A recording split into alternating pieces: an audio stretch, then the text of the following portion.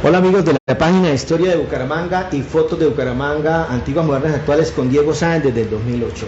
Nos encontramos nuevamente en el Café Cervantes en nuestra transmisión semanal. Cada semana hacemos una entrevista, traemos un invitado que nos cuenta asuntos, historia, anécdotas de la ciudad de Bucaramanga. Hoy transmitiendo desde el Café Cervantes de Ciro Villarreal, calle 36 con 12, cuando quieran tomarse un café muy rico, vengan acá. Doctor Rafael Serrano Prada, para nosotros todo un honor que nos acompañe hoy a esta entrevista. Muchas gracias por aceptar nuestra invitación y bueno, son muchas cosas las que tenemos que hablar, porque... Imagínense, Diego Sáenz sí. Reyes, ¿cuántos años han pasado? 50 y pico de años, 54 años llevo dedicado al ejercicio del periodismo. Llegué a Bucaramanga muy joven, llegué a los 22 años a Bucaramanga, me nombraron corrector de pruebas del diario El Frente. Yo había sido vendedor del periódico en mi infancia, sí, en mi adolescencia. Había vendido el periódico El Frente en las calles de Zapatoca, mi tierra, a 10 centavos ejemplar. Eso valía un periódico, 10 centavos, hoy vale 2.500 pesos. 10 centavos, y de ese componente de 10 centavos yo me ganaba 2 centavos de comisión por la venta del periódico. Sí. Y además tenía que ser pregonero. Entonces yo decía, por ejemplo, El Frente de hoy con las más importantes noticias, El Frente. Y así lo pregonaba en las calles de mi tierra natal. Y obviamente la vena de la literatura me entró en mi corazón, en mi mente, a raíz de las clases que recibí de los padres salesianos en el Colegio Santo Tomás. Me formé con los sacerdotes salesianos, y cuando salí de mi tierra a desarrollar mi actividad como maestro de escuela, maestro en Barranca Bermeja, donde fui director de un grupo escolar del Liceo Marco Fidel Suárez, después en Puente Nacional y en Barbosa, y finalmente en la Escuela Industrial de Zapatoca, yo tuve la oportunidad de trabajar 3 años en el magisterio, casi 4 años, y abandonar el oficio de maestro de escuela porque a los maestros le demoraban 4 y 5 meses y 6 meses el salario. Difícil. Y un maestro ganaba 420 pesos mensuales. Haga las cuentas, sí, ¿cuál sería 420 pesos mensuales de sueldo a un educador de aquella época al día de hoy? Y llegué a esta ciudad y busqué al poeta Rafael Ortiz González, que era el fundador, uno de los 2 fundadores del diario El Frente, y pedí chamba, como se dice en el lenguaje vernáculo, y me nombraron corrector de pruebas. Me dijeron, usted ha estudiado literatura, usted debe saber muy bien el manejo de la lengua castellana, y lo que yo tenía que hacer en El Frente cuando me inicié en el periódico, que acaba de cumplir 80 años de existencia, era corregir los textos de los redactores. Por supuesto, en esa época había gente valiosa, empírica toda, no había facultades de periodismo en Bucaramanga, esas llegaron después, pero había unos grandes maestros del empirismo, del periodismo empírico, como Luis Francisco Villamizar Pradilla, como Alberto López Peralta, como Emiliano Romero Paredes. Después conocí a Carlos Martínez Rojas, un extraordinario periodista y locutor, una gutura extraordinaria, una expresión gutural que lo hizo ser lector de noticias de la cadena Todelar de Colombia. Y encontré a Francisco Navarro, Francisco Pacho Navarro, sí, que además manejaba la lengua inglesa, era un gran periodista y director de la cadena Caracol en Bucaramanga, de la Radio del Comercio. Es decir, me fui familiarizando en ese ambiente y me formé al lado de los que ya sabían, pero que sabían periodismo por el conocimiento empírico que tenían de esta actividad. Y puedo hablar de los últimos 50 años del crecimiento de Bucaramanga. Si usted quiere,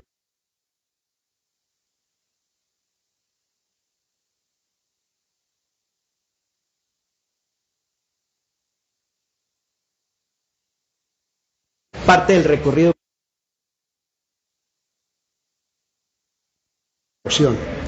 Cada que llovía o no llovía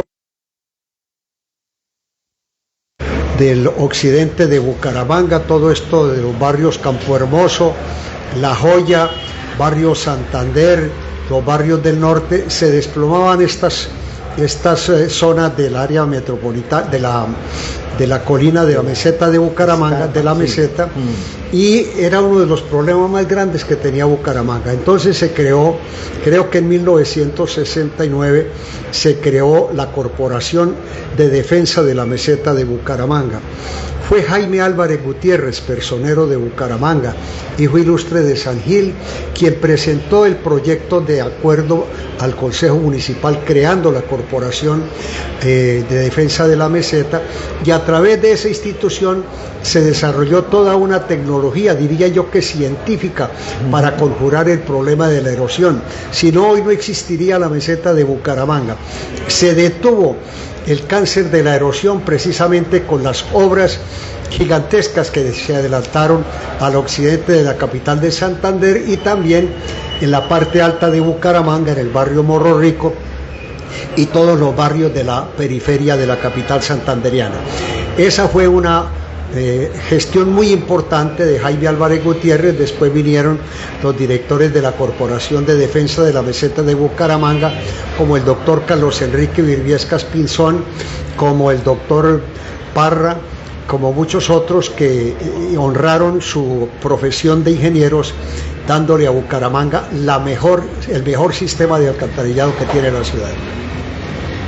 Y también puedo decirle, para completar este resumen de obras, que fui testigo de la construcción del aeropuerto de Palo Negro. Ajá, claro. Había muchas dificultades para que aterrizaran aviones de alta capacidad en Bucaramanga, y el aeropuerto Gómez Niño, que está construido donde antes era la Ciudadela Real de Minas, sí, no tenía capacidad para aviones de alto tonelaje.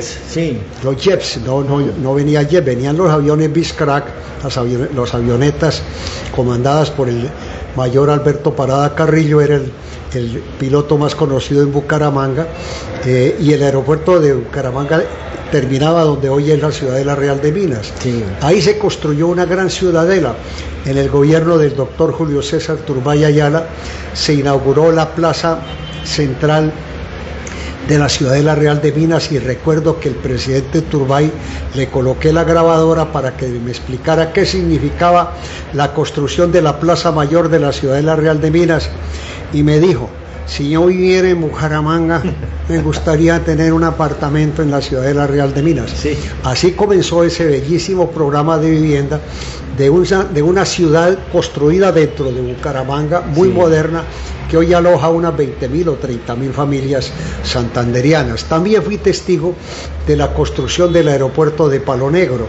Se había luchado muchas veces con el doctor Gerardo Silva Valderrama, que fue alcalde de Bucaramanga entre 1967 y 1970, y se logró que el gobierno nacional, a través del hermano del doctor Virgilio Barco Vargas, Jorge Barco Vargas, le diera a Bucaramanga la oportunidad de un nuevo aeropuerto, y se empezó la construcción del aeropuerto de Palo Negro. ¿Quiénes fueron los mentores o gestores del aeropuerto de Palo Negro? En primer lugar, el expresidente Carlos Lleras Restrepo. Hablo del periodo presidencial de 1966 a 1970. En segundo lugar, Misael Pastrana Borrero. Dos presidentes, el uno lo inició y el otro lo terminó. ¿Quién fue el contratista? Fue la firma Sococo, Sociedad Colombiana de Construcciones, y la firma Sococo, que la presidía el almirante Rubén Piedrahíta Arango.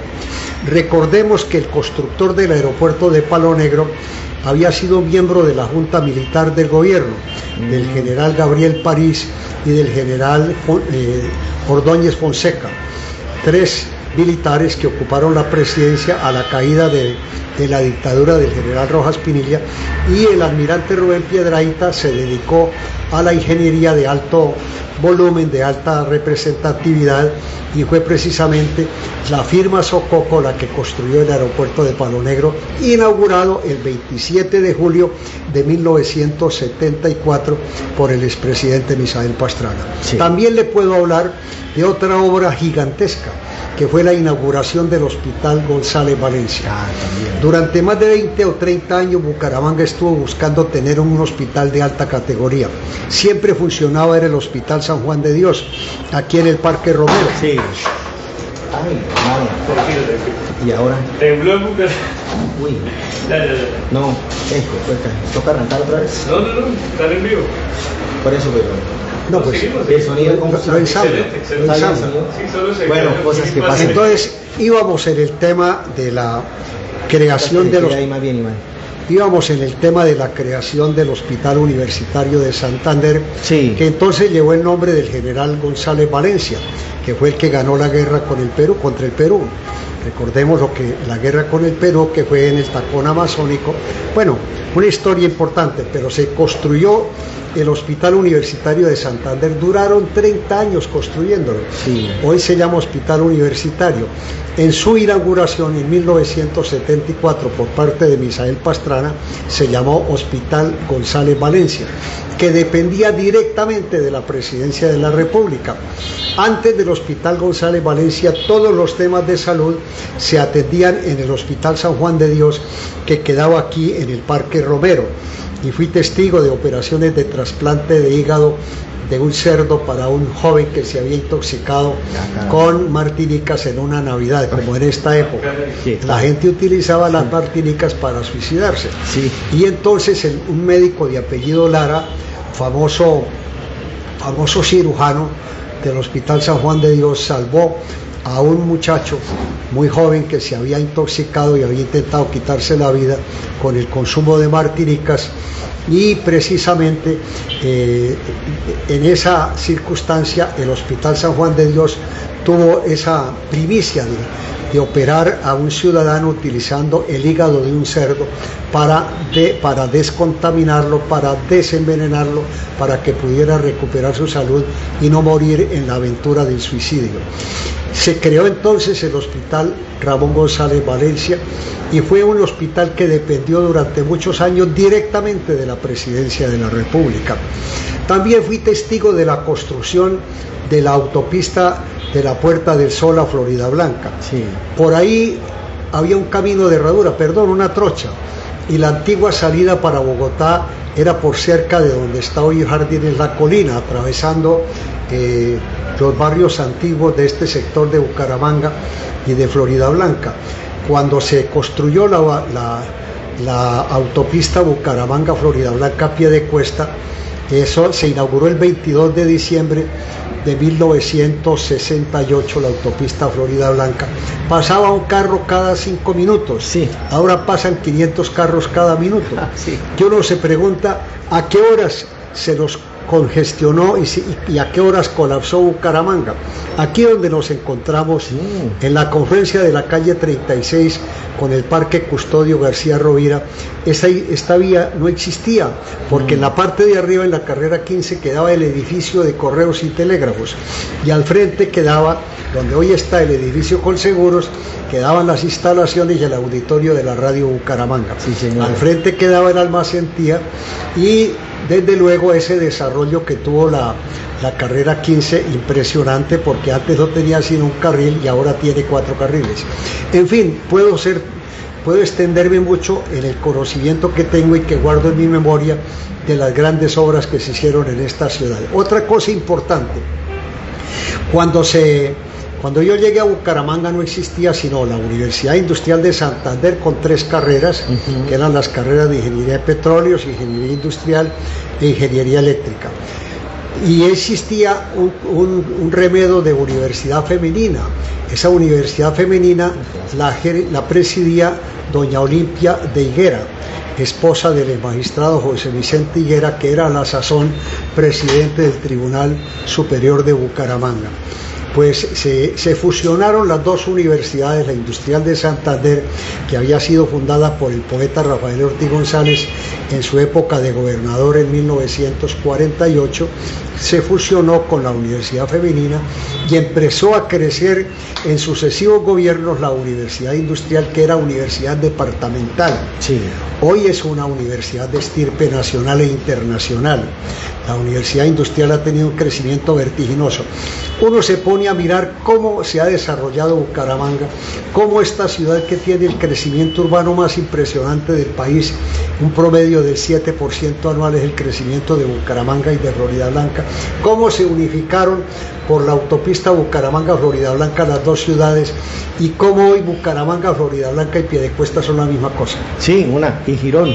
Y Girón, por supuesto. Bueno, vi que, aquí recordando información, la obra del puente de García Cadena costó 13 millones de pesos de la época, ¿no? Si lo traemos a hoy son más de 3.000 millones. Claro.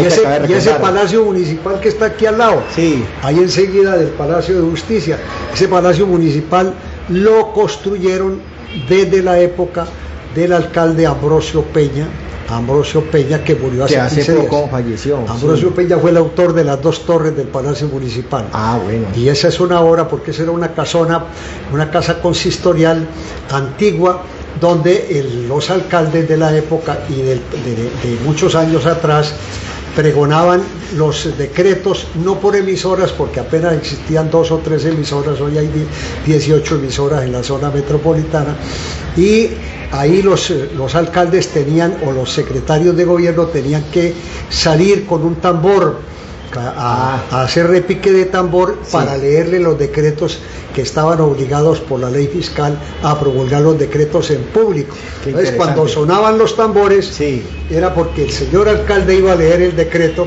y la gente se paraba aquí en el parque de Custodio García Rovira, sí, a escuchar los decretos.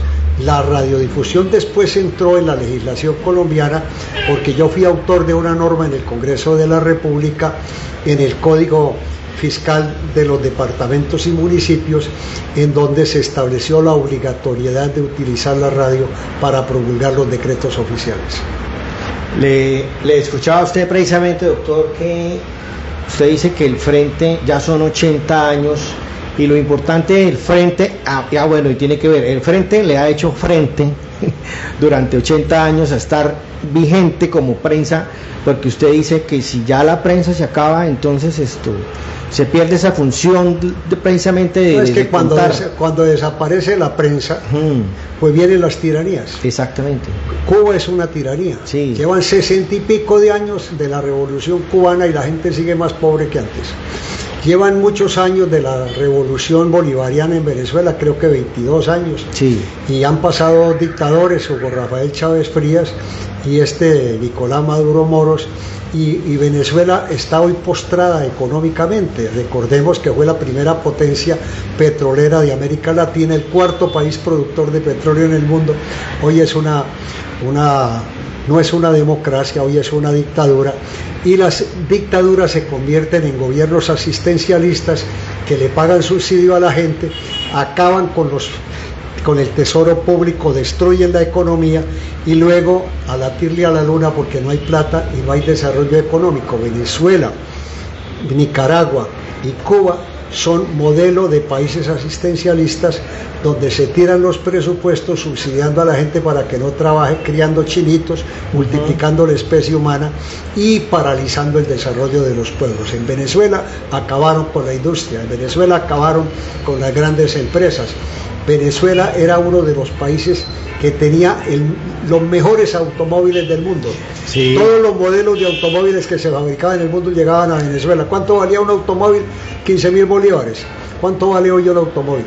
Y pregunto yo, no llegan carros nuevos a Venezuela, no, porque no tienen con qué comprarlos. Es la pobreza, es entronizar la pobreza.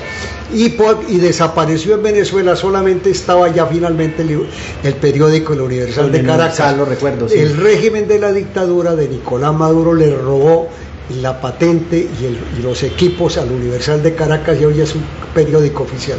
Bueno, doctor, hablando del Frente, que usted lleva muchos años, hay una anécdota graciosa que usted escribió alguna vez en una de sus redacciones, un señor que lo asesinaron y usted dijo que era un anciano y era pues un joven. Bueno, relativamente usted estaba más joven y lo veía como nos pasa a nosotros. Yo tenía 22 años cuando me inicié como redactor judicial. Sí. El poeta y escritor y abogado Rafael Ortiz González y el doctor Ciro Emilio López Mendoza, abogado muy prestigioso, el doctor Ciro López Mendoza, que fue prácticamente mi maestro, me decían, bueno, Serrano, usted está muy joven y no tiene experiencia, pero no saque la espada, no escriba atacando a los demás, procure no atacar, sí. Póngale anestesia a la palabra, para que no ofenda, para que no maltrate y para que no tengamos denuncias penales por calumnia e injuria, que es el delito que está tipificado en el Código Penal y en el Código de Procedimiento Penal.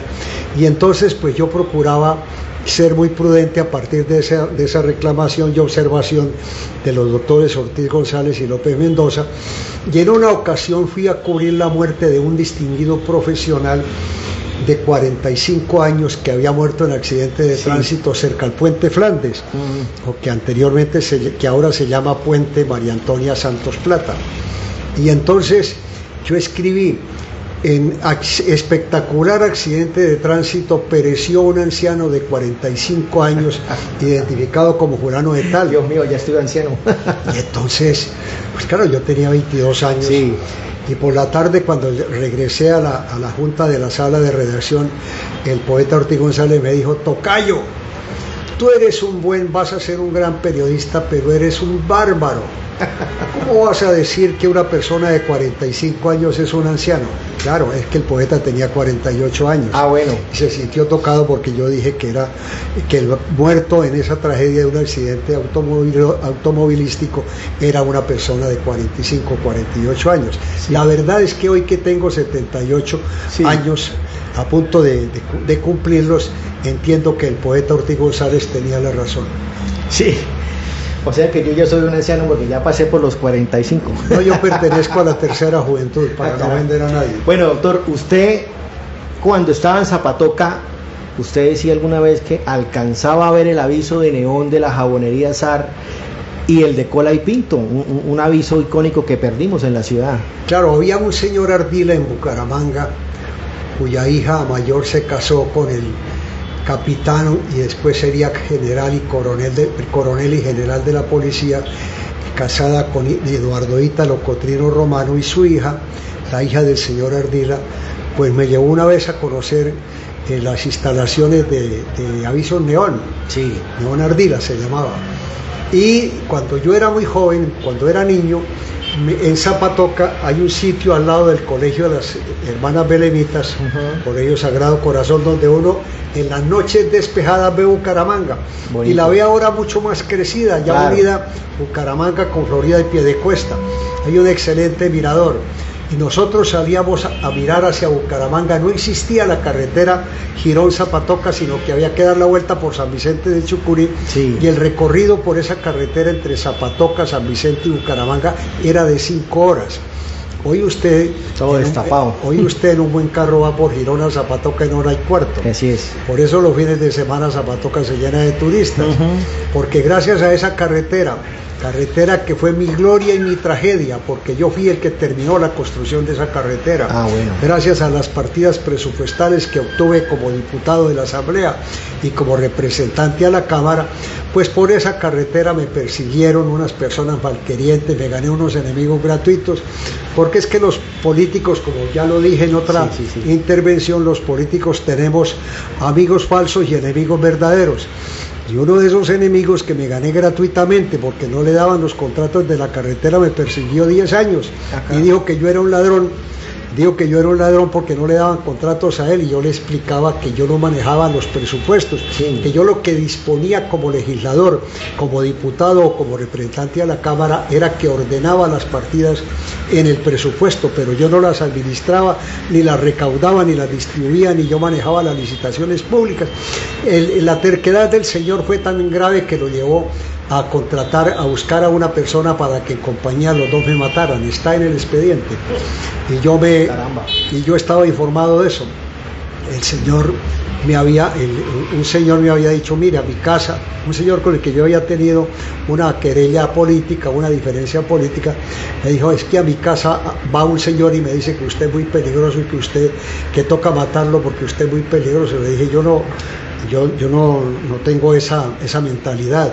Lo cierto es que en las circunstancias de mi vida terminó ese episodio de la terquedad del señor insultándome y atacándome en una desgracia personal para él y para mí, sí, porque yo gané la pelea pero perdí la guerra. Sí.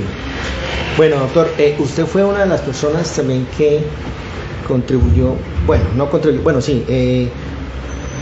trajo al doctor Ardila Lure que se interesara por temas de ciudad, ¿no? Para que ayudara a desarrollarla. El doctor Carlos Ardila Lure nació en la calle 42 con carrera 14 de Bucaramanga. Y en esa casa de su hogar, su padre, Carlos Julio Ardila Durán, cuando el doctor Ardila nació, Carlos Ardila Lure nació, su padre era el secretario ejecutivo del Partido Conservador de Santander, sí, y era el administrador del diario El Frente, fundado por el poeta Rafael Ortiz González y por el escritor Rodolfo García García, con el apoyo de los hermanos Gómez Mejía, que eran Gustavo, Enrique y Ciro Gómez Mejía.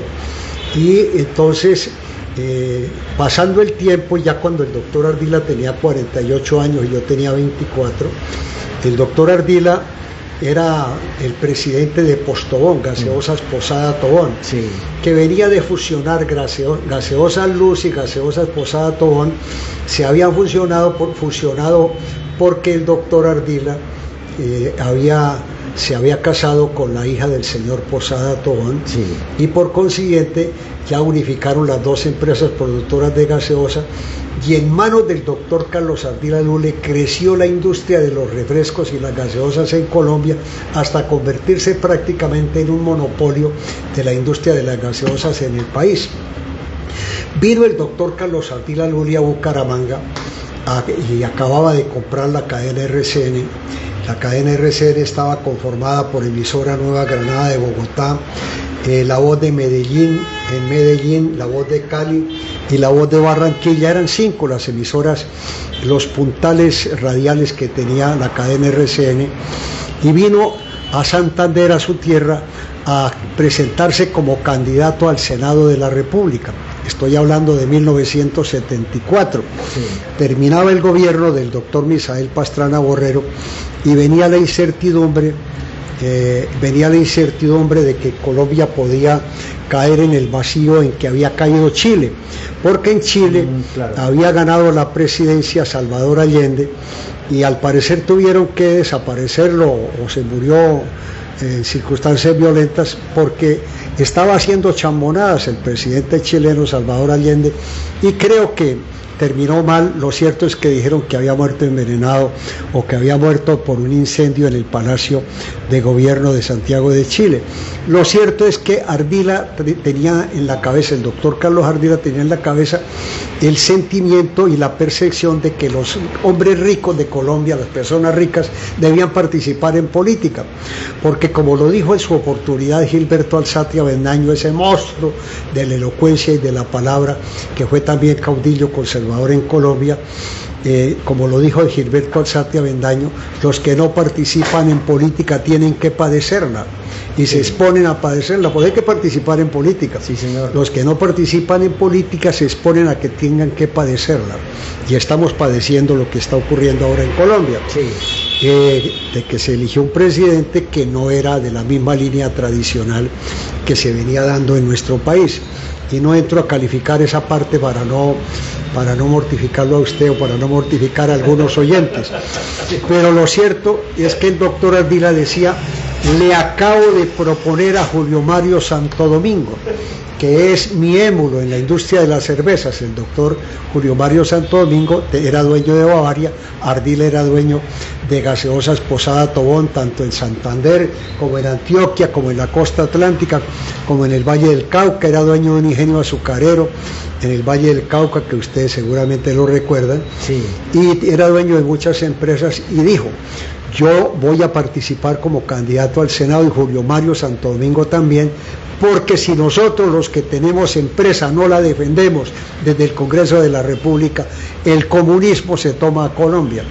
Ardila cumplió con el propósito de hacerse senador y vino a su tierra santandereana y lo elegimos senador, en una lista que él encabezaba para el Senado con la suplencia del doctor Ciro López Mendoza, y en el segundo renglón estaba el doctor Darío Marín Vanegas con una suplencia que me parece era del doctor Raúl Pacheco Blanco o tal vez del doctor Enrique Barco Guerrero.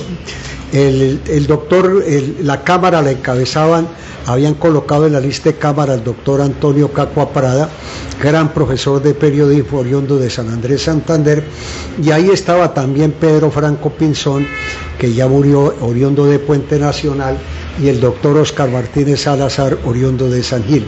De todas estas personalidades ya están haciendo política, pero en el cielo, porque ya ellos desaparecieron de la tierra, ya cumplieron su misión en este Valle de Lágrimas. Entonces el doctor Ardila se hizo senador por Santander y su único opositor fue el Tigre Noriega. El doctor Carlos Augusto Noriega hizo campaña para el Senado y en fórmula con el doctor Jorge Agustín Sedano González para la Cámara. Jorge Sedano había creado el Movimiento Único de Renovación Conservadora en Santander, al que después pertenecí yo como segundo al mando en la junta directiva de esa organización, y fui elegido representante a la Cámara en fórmula con Jorge Sedano en 1986. Entonces el doctor Ardila participó en las elecciones y llegó al Senado de la República con los votos de Santander, pero como no tenía experiencia en la oratoria, en la lisa política, en la competencia electoral, que suele ser muy cruel, porque la política suele ser muy cruel con algunos de sus protagonistas, por lo menos en esa época lo era, el doctor Ardila no aguantó un debate que le hicieron en el Senado de la República preguntándole cómo había hecho para conseguir el aumento de los precios de la gaseosa. Y entonces le preguntó un senador del Valle del Cauca, casado en segundas nupcias con la viuda del doctor Julio César Turbay Ayala, le preguntó, el senador Ardila Lule va a tener que explicar en esta plenaria del Senado cómo hizo para que las gaseosas que estaban a 60 centavos ahora las estén cobrando a $1. Y entonces Ardila se sintió tocado por eso, entendió que zapatero a sus zapatos, como yo le aconsejo a los empresarios que no sean candidatos a corporaciones públicas, los empresarios, porque pierden su capital, y Ardila decidió a los par de meses renunciar a la curul en el Senado para no tener que ser irrespetado por congresistas atrevidos como Balcázar Monzón, así se llamaba. Gustavo Balcázar Monzón fue quien prácticamente obligó al doctor Ardila que se saliera del Senado. ¿Por qué Sedano? Porque Ardila no aguantaba la cargadilla que le había montado el senador que le acabo de mencionar. Hay una frase sobre eso, ¿no? Con Ardila en el Congreso, ¿era? Sí, la publicidad del doctor Ardila decía, que además era muy amigo de Álvaro Gómez Hurtado, y estaba apoyando la candidatura de Álvaro Gómez Hurtado a la presidencia, hablo de 1974, la publicidad del doctor Ardila decía, con Ardila en el Congreso, más obras y progreso. Álvaro es Colombia, Ardila es Santander. Esa era la publicidad. Y entonces los enemigos de Ardila cambiaron el aviso, y eso fue obra del Tigre Noriega, que decía, con Ardila en el Congreso las gaseosas a peso. ¿Cómo es que están ahora las gaseosas? No, ya está que 2.500. Una gaseosa vale 2.500. Sí. 2000. Sí, en 1974 una gaseosa valía 60 centavos. Bueno. Siempre hay una diferencia, ¿no? Bueno, amigos, como pueden ver, hay muchísimas historias. Es más, tenemos que hacer, doctor, una segunda emisión, otra invitación. Hay una cosa muy importante. Sí. Es que los alcaldes de Bucaramanga no se han preocupado por hacer grandes obras. Ajá. El único que ha hecho grandes obras en los últimos años ha sido Luis Francisco Borges Pedraza. Construyó el intercambiador de tráfico de Quebrada Seca, el intercambiador de tráfico de la Escuela Normal de Señoritas o del Mesón de los Búcaros, el intercambiador de tráfico de la avenida Novena, de la carrera Novena, y terminó de construir la avenida Novena que conecta con la Ciudadela Real de Minas. El mayor inversionista que mediante un programa de valorización por beneficio general le cambió la tragedia a Bucaramanga de no tener vías. Pues Luis Francisco Borges puede haber cometido errores en la contratación oficial, como todos los elegidos popularmente las cometen, unos más y otros menos, eso lo llaman corrupción. Sí. Pero Luis Francisco Borges le dejó a Bucaramanga las más grandes obras del sistema vial. Yo pregunto, ¿por qué Rodolfo Hernández, que es ingeniero, en vez de ampliar la malla vial de Bucaramanga, se dedicó a cerrarla? Con bicicletas, con vías para bicicletas que le cerraron el tránsito a los automotores? ¿Por qué Bucaramanga es hoy una ciudad tan embotellada? Sí. La culpa es de las dos últimas administraciones. Rodolfo Hernández ha debido hacer la gran vía perimetral de Bucaramanga, que estuvo proyectada durante tanto tiempo y que conectaba toda la zona oriental de la capital santandereana, desde los tanques del acueducto hasta Florida Blanca. Ha debido hacer esa autopista. Hoy, para fortuna y tardíamente, el señor gobernador de Santander acaba de hacer aprobar de la Asamblea del Departamento la última parte del anillo vial externo de Bucaramanga para desviar el tráfico pesado que atraviesa las calles de Bucaramanga, y que ha de desviarlo por el puente Flandes, sí, hacia Piedecuesta, hacia Florida y Piedecuesta, para poder descongestionar esta ciudad, porque Bucaramanga tiene 270.000 vehículos automotores y 460.000 motocicletas que ya no caben por estas calles de Bucaramanga. Sí. Bueno, doctor, ya para terminar, nosotros siempre le hacemos una pregunta a nuestros invitados. ¿Qué extraña de la Bucaramanga del pasado? La seguridad. Bucaramanga era una ciudad muy segura. Uno podía salir tarde a la calle. Ahora sale uno tarde a la calle, si va solo lo asustan y lo atracan. Sí, hay atracadores en los parques, en todos los parques hay atracadores. Sí. En el parque García Rovira, que lleva ese nombre, en memoria del prócer bumangués, del general Custodio García Rovira, que fue comandante de la Guerra de la Independencia y que lo fusilaron en 1816. El parque Santander, en el parque Santander atracan. En el Parque del Centenario atracan, en el Parque de San Francisco atracan, en el Parque de Las Palmas atracan. Sí. Es decir, de noche Bucaramanga la gente se encierra temprano, sí, porque se volvió una ciudad muy insegura. Y así está Bogotá, y así está Barranquilla, y así está Medellín, porque en este país donde la impunidad es avasallante, donde los bandidos tienen derecho a indulto, como el indulto que propone el doctor Petro para que los 250 bandidos de la primera línea que fueron condenados por los jueces de la República los pongan ahora de gestores de paz, pues lo único que se ha comprobado, según la insistencia del doctor Petro de la Paz Total, es que él era el jefe de la banda. Sí. Bueno, amigos de Bucaramanga, como pueden ver, con el doctor Rafael podemos hablar muchísimos temas, pero ya por esta vez nos tenemos que ir. Pero doctor, muchísimas gracias por aceptar nuestra invitación, ¿sí?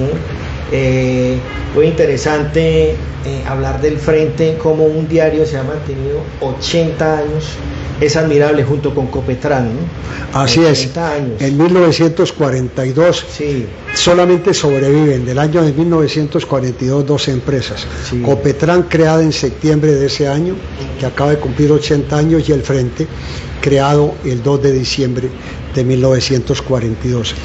Ahora en enero cumple años el asilo de ancianos de San Rafael, cumple 80 años. También, sí. Hay que apoyar esa institución. Sí, hay que invitar a la gente que tiene dinero a que apoye a los ancianatos, hay que apoyar los ancianatos, porque esas donaciones que se hacen para los ancianatos son deducibles de la declaración de renta y se convierte en un beneficio tributario, sí, para trabajar preferencialmente por los pobres. Bueno, doctor, muchísimas gracias por aceptar nuestra invitación. Sabemos de su agenda, pero muchas gracias. A usted. En algún momento pues tendremos que hacer otra y seguimos hablando de historia de Bucaramanga. Con usted está clarísima. Aquí le entrego este periódico, sí, la edición de aniversario, contiene 96 páginas bien escritas y con inmenso contenido. Creo que se demora por lo menos 2 meses. Tengo tarea. Muchísimas gracias. Para la próxima vez me presenta un resumen, ¿no? Sí, ok. Yo recuerdo en el año 84, yo estaba niño, Yo soy de la época de su hijo Sergio. Ajá, o sea que yo puedo ser su papá. Sí, exactamente. Y con mi hermano y con un primo estuvimos, lástima que no tengo eso, estuvimos participando en un concurso de pintura infantil organizado por el Frente. Ajá. Y mi hermano tiene un pequeño trofeo, es más, voy a decirle a mi hermano que le tome la foto, se la envío a Sergio para que se la reenvíe a usted. Muy bien. Un pequeño, sí, un trofeo, y yo, lástima no tener.